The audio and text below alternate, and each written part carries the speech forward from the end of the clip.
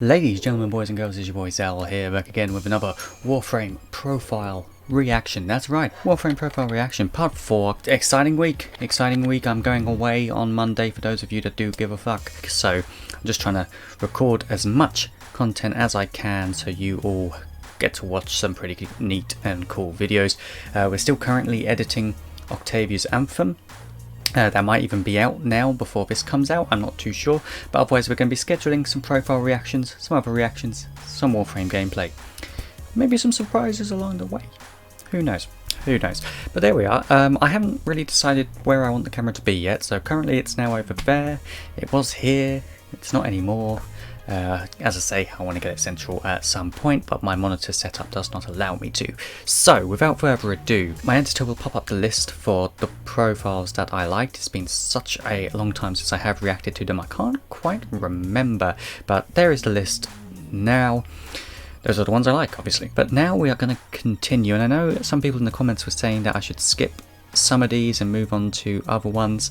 Unfortunately, I am going to have to decline that. I'm going to have to go through all of them, I feel, because, you know, some people might want to see others, some people might want to see the newer ones. It all depends, but I want to react to every single one. I do like a good trailer, a good cinematic. So, without further ado, we're going to look at Saryn Revisited. I don't really know what that means. Revisited? What is this? This is Saryn, elusive and deadly, incredibly infectious. It's only... Ooh, okay. Interesting. Again, I don't know what the revisited bit is, so if someone could explain that, that would be great, but let's get straight into it.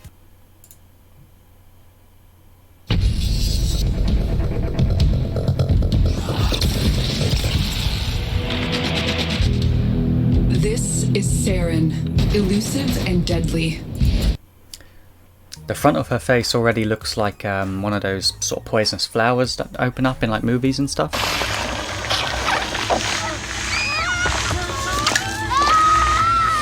So I can see what they're going for here. Incredibly infectious and toxic, it is nearly impossible to contain her destructive nature. Saryn possesses a horrifying mix of abilities that, when mastered, control the battlefield.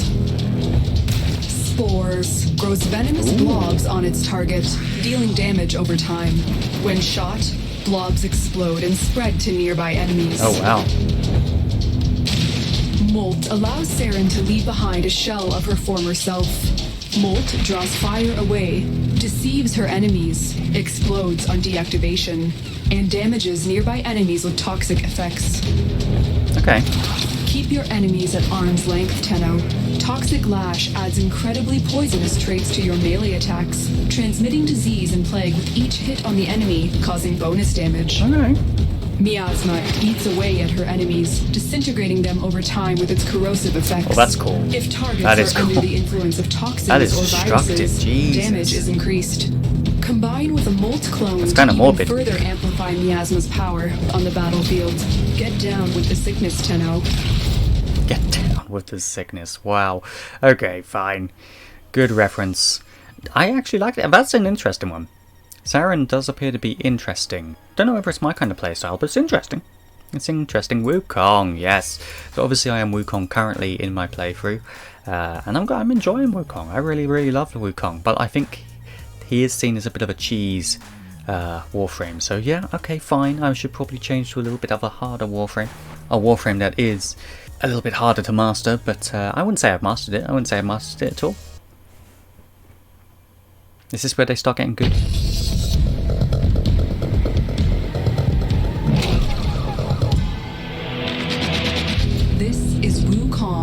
The enduring, the swift.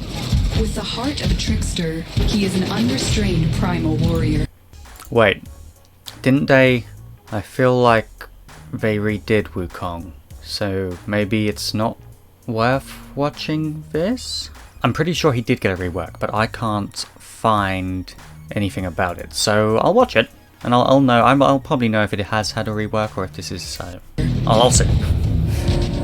Wukong's abilities reflect his stealthy and extremely deadly nature. They don't look familiar. Iron Jab pokes an enemy. They're not familiar.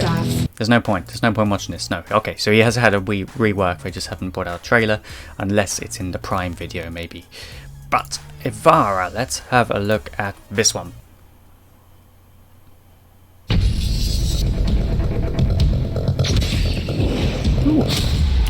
like that look. This is Ivara, the huntress, that's cool. the thief. That's really, With her that's quiver of neat. tactical arrows, she prowls unseen and strikes without warning. Ivara's abilities offer countless advantages, both at range and in close quarters. Quiver provides a choice of 4 specialty arrows unlocked by rank. The cloak arrow creates a dome of invisibility at its target, moving or stationary. Protecting from outside attacks, Ivara and her allies become invisible. Dash wire creates a zipline from Ivara's feet to the point of impact, allowing for unique vantage points never before possible. The noise arrow creates a sound-emitting beacon that attracts nearby unalerted enemies to its point of impact. The sleep arrow puts enemies into a deep trance, opening them up for attack or more gainful manipulation. Navigator gives complete control of your last active fired projectile or the next. Speed it up by firing or slow down by aiming. The longer you control a projectile, the more damage it will deal upon impact. Steal from the rich and give to yourself, Tenno. Prowl turns Ivara invisible and forces her into a sneaking walk, allowing her to pickpocket one target at a time, while also providing a headshot damage bonus. Artemis Bow summons Ivara's exalted weapon. It fires a fan of deadly arrows while charging your shot changes their orientation. Using secondary fire will utilize the currently selected quiver arrow, perfect for targeting multiple enemies. Ivara is always on guard. This is a good one. Man, Ivara looks insane. I hope that's still current. I hope it is still current Warframe. I haven't seen much of her actually in the game, so maybe not. Maybe she's been reworked or something. But that looks cool. That looks really cool. That was actually the best one I've seen so far. That's got to be the best one I've seen so far. So do you just always have a bow as your primary? I guess you kind of have to. So do you have your primary plus this bow that you use with your attacks? With the 1, 2s and 3s and 4s? That is a dilemma. I have no bloody idea. Okay. I like that one though. And I bet the skins are cool as well. I bet she works really well with that bow that you get from, is it the Second Dream quest or the War Within quest, the blueprint for? I believe. Maybe that's correct information. Now we have Nezha? Nezha. There's a planet behind it, so I assume this is where you get it from.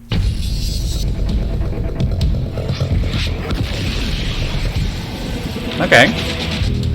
This is Nezha, the protector. The Nezha. quick.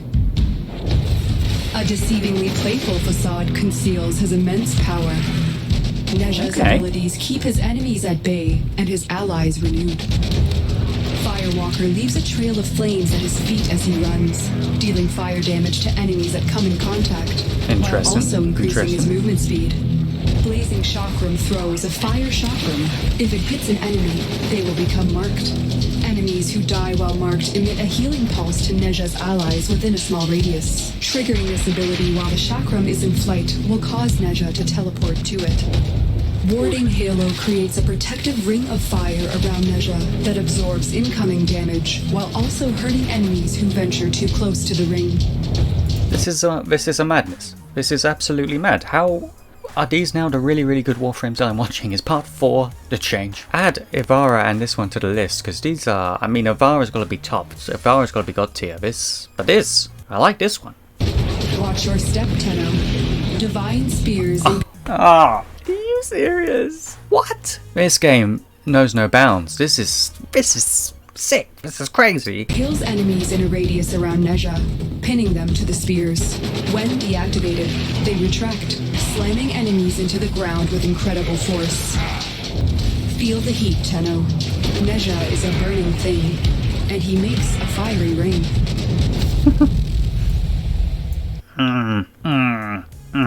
Okay, Inaros. Let's have a look at this one. Let's see Inaros here.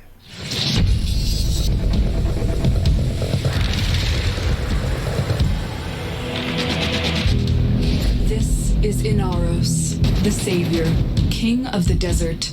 That makes sense. Shrouded in myth and bound by incredible power. Inaros' abilities draw upon the sands from which he was entombed. Desiccation blasts enemies with a wave of cursed sand, blinding and damaging them, while also stealing their health. Devour marks your target, trapping it in quicksand. Charging the ability will draw them towards Inaros for devouring. Alternatively, Inaros or his allies can activate the target, transferring a percentage of its health and shields. If the target dies by the hands of Inaros, a sand shadow will spawn to assist him. Sandstorm transforms Inaros into a whirling spiral of sand, gathering nearby pickups and throwing. I've noticed in this part 4, the abilities and everything is just so much better. Graphically as well, like it's just so much, it seems a lot more variety and a lot more, they're really pushing a boat out here. Enemies away. Enemies previously marked for devour within its radius will be drained of shields and health. Curse thy enemy, Tenno. Scarab Swarm is a charged ability, converting your health into hardened scarab armor. Discharge it to inflict a swarm of insects toward your enemies. Any survivors will have their health drained and bestowed upon your allies within radius. While Inaros has no shields, performing finishing kills will restore his health. Likewise, if Inaros is felled in battle, he will return to his sarcophagus. Gazing at an enemy will pull it in closer, draining its health. Enemies damaged within its radius will contribute to his ability to revive.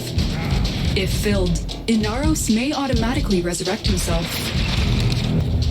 Whether denizens of the sky or the earth, Tenno, the fear of Inaros is within. I didn't think I was going to like that one. I didn't think so. I thought that was it. I thought, third time is unlucky. But actually, that looks really just fun to play. And there's so much. I love when they add little things, just little details, like a sarcophagus. That's such a cool detail. That's such a cool detail. I like how it's so, it's like futuristic as well. I think it would have been a little bit cooler if they made it a little bit ancient Egypt-y. But then at the same time, I guess Earth doesn't really have an Egypt on this game. So, fine. Okay, I'll give it the benefit of the doubt. Oh, that makes sense. That makes sense. This is incredible though, that is it. Warframe are doing it right. Warframe are doing it right. That's got to be added to the list. That's got to be added to the list. So who's not added to the list so far? Saryn, I guess. I wasn't too keen on Saryn. Titania. Okay, and a nice little thumbnail difference here. So maybe something different. New intro as well. So this is Titania, the pixie, the unseen. With deadly grace, she slices her way through the battlefield. Spellbind explodes outward, causing enemies to fumble their weapons as they are whisked into the air, giving nearby allies temporary immunity to status effects. Tribute extracts and suspends the soul of an enemy in midair. Upon touching the soul, one of 4 stackable ability buffs will be activated. Razor flies in the sky, Tenno. Lantern transforms an enemy into an irresistible floating beacon. Like moths to a flame, Titania's razor flies surround the target, damaging all who come near until eventually exploding, knocking down or killing nearby enemies. Go and fly twice as high. Razor Wing transforms Titania into a small but deadly sprite. She and her razor flies gain an evasion bonus, while inflicting incredible damage to their targets. Titania is a deadly and mischievous addition to any squad. But don't take my word for it, Tenno. Ah, they've removed the mod bit. They knew people skip it. They know people skip it. It's like, yeah, it makes sense. Like, I'm pretty sure every single video that they brought out was, yeah, these mods work. All mods work. I like the way they're doing it now. That's cool. Titania, yeah, no, I'm not too keen on Titania. Apart from Razor Wing, that's cool. That's different, but it's not really a playstyle I can see myself playing. I imagine I'll probably have to at some point if I want to get to level 30. But that's a long way off. Like, I'm not even thinking about that yet. So how many have we done here? We've done what? 1, 2, couple. Okay, we'll do one more, just because I've been recording about 18 minutes and I want to make sure it all fits in. So we'll do Nidus next, or Nidus. I'm sure she'll tell me I'm saying it wrong.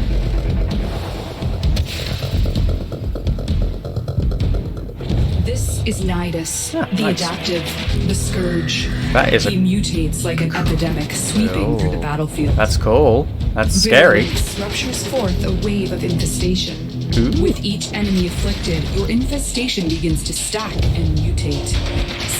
So it's a Warframe that has been fully consumed by the infestation, but in a way that helps us. Stacked mutations will multiply its destructive force, while refunding a portion of its casting cost. Larva spawns an infested pod that erupts with tendrils, latching onto That is nearby gross. enemies and holding them down. Parasitic link creates a temporary symbiosis with your target. With allies, you both get a boost of strength and deal increased damage, whereas enemies will receive a percentage of damage inflicted upon Nidus. Put a pox upon their house, Tenno. Ravenous sets forth gluttonous maggots that swarm nearby enemies, feasting until they burst with infestation. Oh. The maggots benefit from mutation, and each enemy consumed adds to the mutation stack. Nidus is a deadly plague for which there is no cure. You must control this strange disease.